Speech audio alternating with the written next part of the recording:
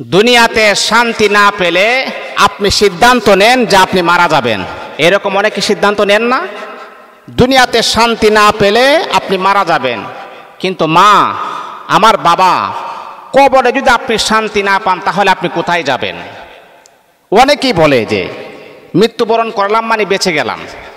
অনেকেই কথাটা বলে আমরা শুনি যে কি বলে জানেন? মরে গেলাম মানে বেঁচে গেলাম, মরে গেলাম মানে মুক্তি পেয়ে গেলাম।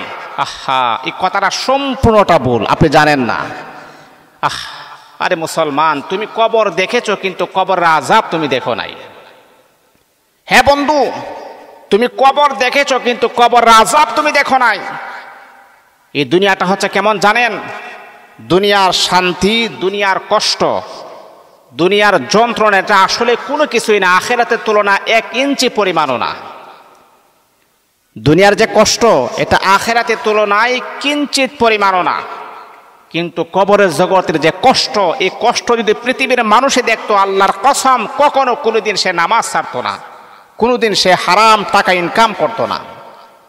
এই জন্যে আমি আপনাদেরকে বলবো, মা বোনদেরকে আমি বলবো, মা বোনের এই কথাগুলো বেশি বলেন যে আর কষ্ট ভালো লাগে না, যদি মরে যাইতাম তাহলে ভালো হতো, এই কথাগুলো বলবেন না। মরে গেলেই যে মুক্তি, মরে গেলেই যে শান্তি, যদি এরকমটা হইতো তাহলে সবাই মৃত্যু কামনা করত। একটা মানুষ যখন মৃত্যুবরণ করবে, যখন জানতে পারে, তখন তার যে কি পরিমাণ বাঁচার একটা ইচ্ছা থাকে, এটা আপনি জানেন না। এই জন্যে এই কথাগুলো কখনো বলার চেষ্টা করবেন না ইনশাআল্লাহ।